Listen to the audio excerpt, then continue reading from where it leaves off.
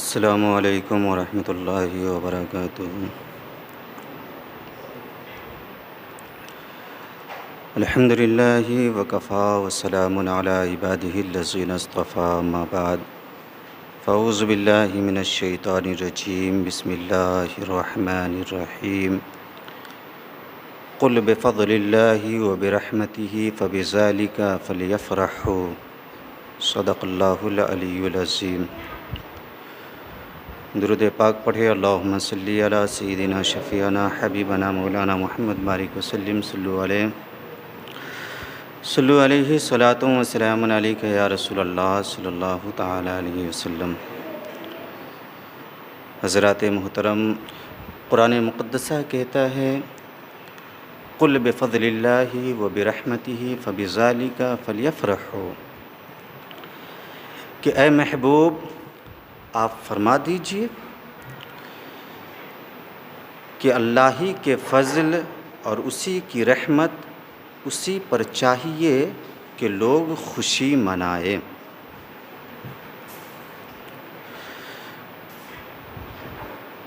اللہ رب العزت کا سب سے بڑا فضل و احسان یہ ہے کہ اللہ رب العزت نے ہم میں اپنے محبوب کو مبعوث فرمایا۔ اس لیے ولادت مصطفیٰ کا جشن ہم سب مناتے ہیں اور انشاءاللہ مناتے رہیں گے۔ ہم ولادت مصطفیٰ کا جشن کیوں نہ منائیں؟ دیکھیے، حضرت امام جلال الدین سیوطی رحمۃ اللہ علیہ روایت کرتے ہیں کہ حجۃ المحدثین حضرت علامہ ابن حجر عسقلانی رحمۃ اللہ علیہ سے پوچھا گیا کہ میلاد مصطفیٰ منانا کیسا ہے، تو آپ نے صحیح بخاری اور صحیح مسلم شریف کی روایت کے مطابق فرمایا کہ ہجرت کے بعد جب پیغمبر اسلام نے خود یوم موسیٰ منایا، یوم نوح منایا، تو پھر مسلمان یوم ولادت مصطفیٰ کیوں نہ منائے؟ یوم ولادت مصطفیٰ کیوں نہ منائے؟ جشن میلاد مصطفیٰ منانے کا فائدہ سبوں کو ملتا ہے، چاہے وہ اپنا ہو یا بیگانہ ہو۔ دیکھیے، احادیث مقدسہ کے اندر آتا ہے کہ ابو لہب کے مرنے کے 1 سال بعد حضور کے چچا حضرت عباس نے انہیں خواب میں دیکھا، اور خواب میں دیکھنے کے بعد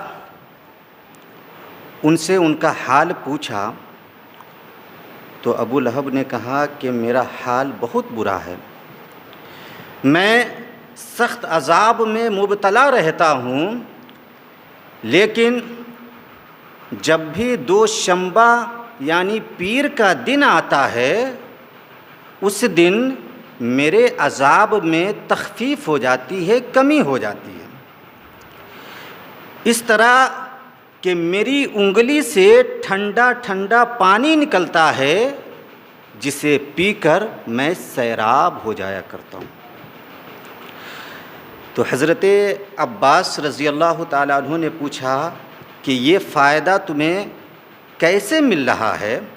تو انہوں نے کہا کہ جب میرے بھتیجے محمد کی ولادت کی خوشخبری میری باندی سویبہ نے مجھے دی، تو اس وقت میں اتنا خوش ہوا تھا کہ اسی خوشی میں نے اپنی باندی سویبہ کو آزاد کر دیا تھا، لہٰذا اسی خوشی منانے کا یہ صدقہ ہے کہ جب بھی ولادت مصطفیٰ کا دن آتا ہے، میری قبر میں اس کا فائدہ پہنچتا ہے، میری قبر میں اس کا فائدہ پہنچتا ہے۔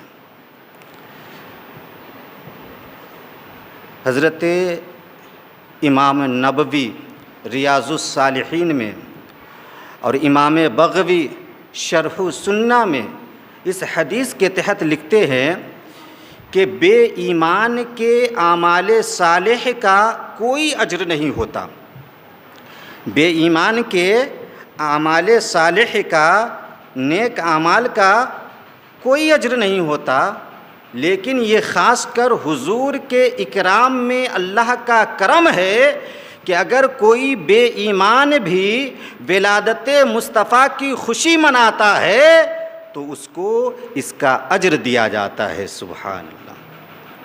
تو جب ایک بے ایمان کو جشن میلاد مصطفیٰ منانے کا فائدہ حاصل ہو سکتا ہے تو ایک ایمان والے کو جشن میلاد مصطفیٰ کا فائدہ کیوں کر حاصل نہیں ہو سکتا؟ اور آپ غور کریں کہ جب ابو لہب نے خوشی منائی تھی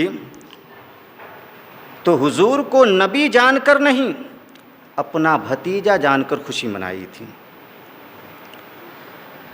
تو جب بھتیجا سمجھ کر ولادت مصطفیٰ کی خوشی کا فائدہ مل سکتا ہے تو حضور کو نبی سمجھ کر جو خوشی منائے، حضور کو رسول اللہ سمجھ کر جو ولادت مصطفیٰ کی خوشی منائے، اسے اس کا فائدہ کیوں کر نہیں ہو سکتا ہے؟ اس لیے مسلمانوں ولادت مصطفیٰ کی خوشیاں منایا کرو۔ خوشیاں ہم ہر جائز طریقے سے منائے، جلوس کے ساتھ بھی منائے اور پرچم کے ساتھ بھی منائے۔ دیکھیے زرقانی اور خصائص کبریٰ کی روایت ہے کہ حضرت بی بی آمنہ رضی اللہ تعالی عنہا نے حضور کی ولادت کی رات دیکھا کہ آسمان سے ہزاروں فرشتوں کا ایک جلوس زمین پر اتر رہا ہے، جن کے ساتھ 3 ہرے رنگ کے جھنڈے بھی ہیں۔ تو انہوں نے ایک جھنڈا مشرق کی جانب نصب کر دیا، ایک جھنڈا مغرب کی جانب نصب کر دیا اور ایک جھنڈا خانہ کعبہ کی چھت پر بھی نصب کر دیا۔ سبحان اللہ۔ اور وہ لوگ درود و سلام کا نذرانہ پیش کرتے رہے۔ اس روایت سے یہ معلوم ہوا کہ ولادت مصطفیٰ کے موقع پر اللہ رب العزت نے فرشتوں کے جلوس کے ساتھ جھنڈا بھیج کر یہ ظاہر فرما دیا کہ ولادت مصطفیٰ کی خوشی میں جھنڈا لہرانا یا جلوس نکالنا یہ کوئی ناجائز و بدعت نہیں ہے، بلکہ یہ فرشتوں کی سنت ہے۔ سبحان اللہ۔ بلکہ یہ فرشتوں کی سنت ہے۔ الحمدللہ ہم لوگ بھی اس طرح مناتے ہیں اور انشاءاللہ مناتے بھی رہیں گے۔ یہ عیدوں کی عید ہے، حضور کی ولادت کی جو تاریخ ہے یہ عیدوں کی عید ہے، یہ سب سے بڑی عید ہے۔ دیکھیے صحیح بخاری شریف کے اندر 4 مقامات پر یہ حدیث موجود ہے کہ ایک مرتبہ حضرت عمر فاروق اعظم رضی اللہ تعالی عنہ سے ایک یہودی نے عرض کیا کہ اے امیر المومنین، آپ کے قرآن میں جو یہ آیت ہے الیوم اکملت لکم دینکم، اگر یہ ہمارے توریت میں ہوتی تو اس کے نزول کے دن کو، اس کے اترنے کے دن کو ہم عید کا دن بنا لیتے۔ تو حضرت عمر فاروق اعظم رضی اللہ تعالی عنہ نے اس یہودی سے فرمایا کہ میں پہلے سے ہی اس تاریخ میں 2 عیدیں منا رہا ہوں۔ سبحان اللہ۔ یہودی بڑا متعجب ہوا، اس نے کہا کہ میں ایک عید کی بات کر رہا ہوں اور یہ کہہ رہے ہیں کہ میں پہلے سے ہی 2 عیدیں منا رہا ہوں، تو وہ کیسے؟ تو حضرت امیر المؤمنین عمر فاروق اعظم رضی اللہ تعالی عنہ نے ارشاد فرمایا کہ سنو، اس طرح کہ یہ آیت جب اتری تو وہ جمعہ کا دن تھا اور یوم عرفہ کا دن تھا، لہٰذا ہمارے نزدیک جمعہ بھی عید کا دن ہے اور یوم عرفہ بھی عید کا دن ہے۔ سبحان اللہ۔ آپ ذرا غور کریں، حضرت عمر فاروق اعظم کے نزدیک قرآن مقدسہ کی ایک آیت نازل ہو جائے تو وہ عید کا دن بن جائے۔ تو جس دن خود پورے قرآن والے نبی تشریف لائے، جس دن خود صاحب قرآن تشریف لائے، وہ دن عید کا دن کیوں نہیں بن سکتا ہے؟ کیونکہ ہم سب کا یہ عقیدہ ہے کہ حضور کے صدقے ہی ہر چیز ہمیں حاصل ہوئی ہے، ہر چیز ہمیں ملی ہے۔ تو گویا یہ عیدوں کی عید ہے، حضور نہیں آتے تو کوئی چیز ہمیں نہیں ملتی۔ اللہ رب العزت نے اپنے محبوب کو سب سے افضل و اعلیٰ، سب سے بہتر و بالا بنایا ہے۔ جبھی تو حضرت حسان ابن ثابت انصاری رضی اللہ تعالی عنہ حضور کے سامنے یہ شعر پڑھتے ہیں کہ وَأَحْسَنُ مِنْكَ لَمْ تَرَ قَطُّ عَيْنِي وَأَجْمَلُ مِنْكَ لَمْ تَلِدِ النِّسَاء خُلِقْتَ مُبَرَّأً مِنْ كُلِّ عَيْبٍ كَأَنَّكَ قَدْ خُلِقْتَ كَمَا تَشَاءُ۔ یا رسول اللہ، آپ کے جیسا حسین تو میری آنکھوں نے دیکھا ہی نہیں، اور دیکھتی بھی کیسے، کیونکہ آپ کے جیسا حسین و جمیل تو کسی ماں نے جنا ہی نہیں ہے۔ یا رسول اللہ، آپ کو ہر عیب سے پاک و صاف پیدا کیا گیا ہے، گویا آپ کو ایسا صاف ستھرا پیدا کیا گیا ہے جیسا آپ خود چاہتے تھے۔ سبحان اللہ، جیسا آپ خود چاہتے تھے۔ یہ حضرت حسان ابن ثابت کا عشق ہے۔ اب کوئی زمانے کا عقل مند یہ کہہ سکتا ہے کہ حضرت حسان ابن ثابت نے تو اپنے عشق کا اظہار کیا اور یہ کہا کہ حضور کے جیسا کوئی نہیں، اس لیے کہ کسی ماں نے جنا ہی نہیں ہے۔ لیکن یہ حقیقت ہے کہ حضرت حسان ابن ثابت نے حضور کے علاوہ کسی بھی نبی کو نہیں دیکھا۔ تو پھر یہ بات کیسے صاف ہو سکتی ہے کہ حضور کے جیسا اللہ نے کسی کو نہیں بنایا، کسی کو نہیں پیدا کیا؟ تو حضرات، ذہن پر زیادہ زور ڈالنے کی ضرورت نہیں ہے، چلتے ہیں بلبل سدرہ حضرت روح الامی کی بارگاہ میں عالم تصورات میں محو ہو کر بلبل سدرہ کی بارگاہ میں چلتے ہیں۔ یہ وہ بلبل سدرہ ہے جنہوں نے تمام کو دیکھا ہے، یعنی تمام انبیاء کو دیکھا ہے، تمام مرسلین کو دیکھا ہے، تمام کائنات کو دیکھا ہے۔ بلبل سدرہ کی بارگاہ میں چل کر عرض کرتے ہیں، اے بلبل سدرہ، اے روح الامین، آپ نے تو سب کو دیکھا ہے، آپ نے تو تمام انبیاء و مرسلین کو دیکھا ہے، آپ نے تمام دنیا، تمام آسماں کو دیکھا ہے، آپ بتائے کہ اللہ نے اپنے محبوب کو کیسا بنایا ہے؟ سبحان اللہ، اللہ نے اپنے محبوب کو کیسا بنایا ہے؟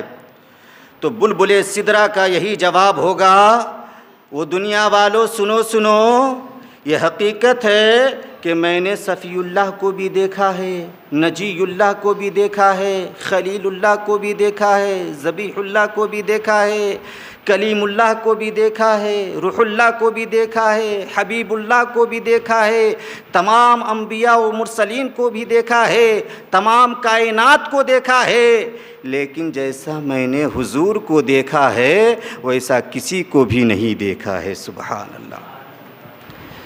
بلبل سدرہ کہتے ہیں کہ سنو، میں نے حضور کے جیسا مشرق میں ڈھونڈا، میں نے حضور کے جیسا مغرب میں ڈھونڈا، میں نے حضور کے جیسا جنوب میں ڈھونڈا، میں نے حضور کے جیسا شمال میں ڈھونڈا، میں نے حضور کے جیسا دنیا کے خطے میں ڈھونڈا، لیکن جیسا میں نے حضور کو پایا ویسا کسی کو بھی نہیں پایا، اس لیے کہ اللہ رب العزت نے جیسا اپنے محبوب کو بنایا ویسا کسی کو بھی نہیں بنایا۔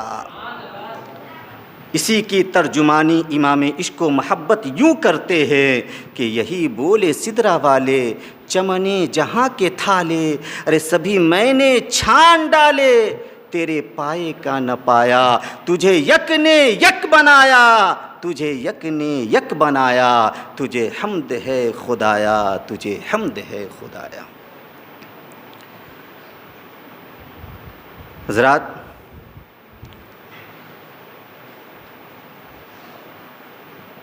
یہ ہمارے نبی کی پیدائش کا مہینہ ہے،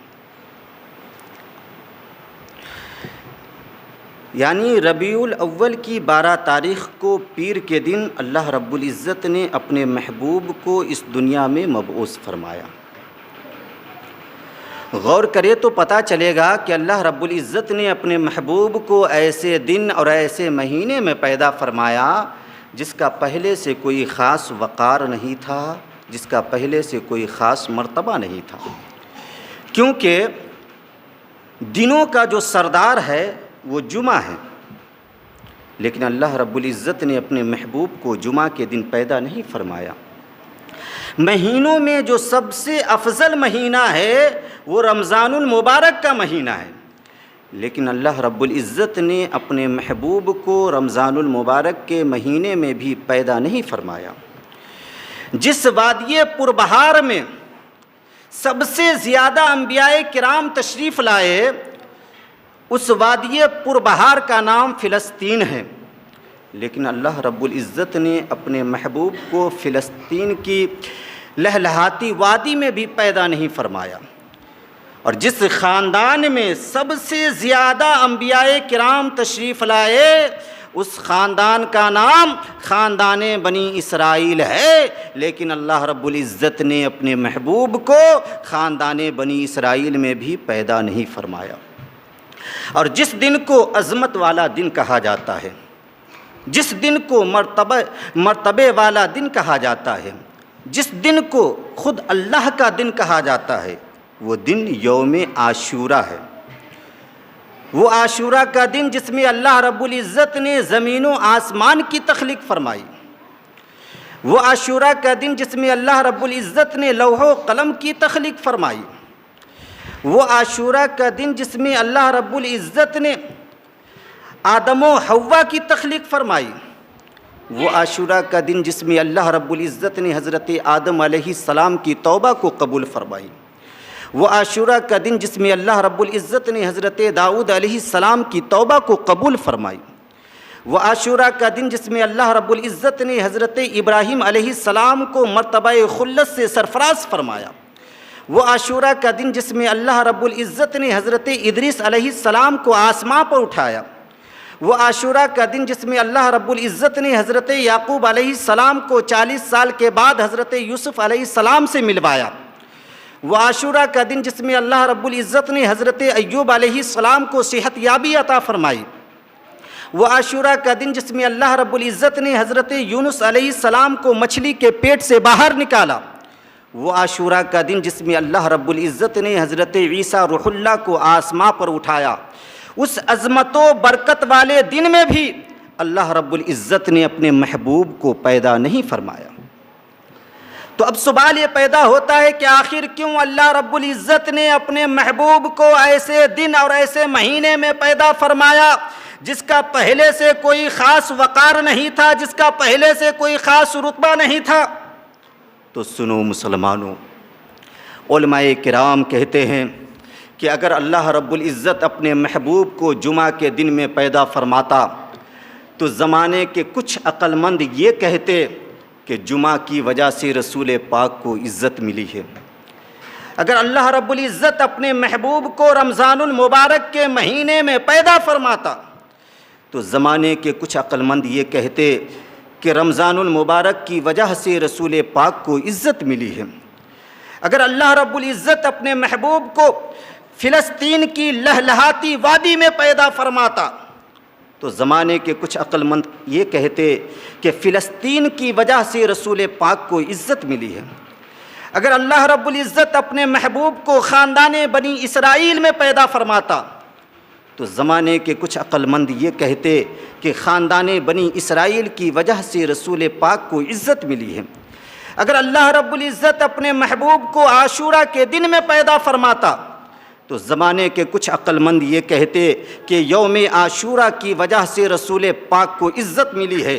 تو شاید اسی لیے اللہ رب العزت نے اپنے محبوب کو ایسے دن میں، ایسے مہینے میں پیدا فرمایا جس کا پہلے سے کوئی خاص وقار نہیں تھا، جس کا پہلے سے کوئی خاص رتبہ نہیں تھا، تاکہ زمانے کے عقل مندوں کو اچھی طرح پتہ چل جائے کہ ان چیزوں کی وجہ سے رسول پاک کو عزت نہیں ملی ہے، ان چیزوں کی وجہ سے رسول پاک کو عظمت نہیں ملی ہے، بلکہ ان چیزوں کو رسول پاک کی وجہ سے عزت و عظمت حاصل ہوئی ہے۔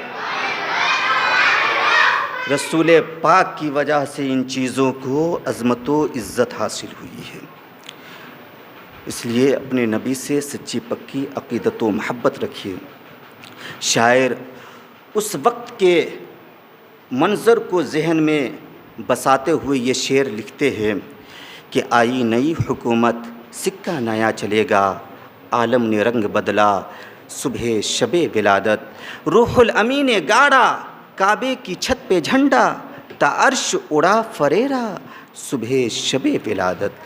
اور نثار تیری چہل پہل پہ ہزاروں عید ربیع الاول، سوائے ابلیس کے جہاں میں سبھی تو خوشیاں منا رہے ہیں، اور حشر تک ڈالیں گے ہم پیدائش مولا کی دھوم، مثل فارس نجد کے قلعے گراتے جائیں گے، اور خاک ہو جائے عدو جل کر مگر ہم تو رضا، ارے دم میں جب تک دم ہے ذکر ان کا سناتے جائیں گے، دم میں جب تک دم ہے ذکر ان کا سناتے جائیں گے۔ اللہ تعالی ہم سب کو ہر جائز طریقے سے ولادت مصطفیٰ کی خوشیاں منانے کی توفیق عطا فرمائے۔ وآخر دعوانا الحمدللہ رب العالمین۔ السلام علیکم۔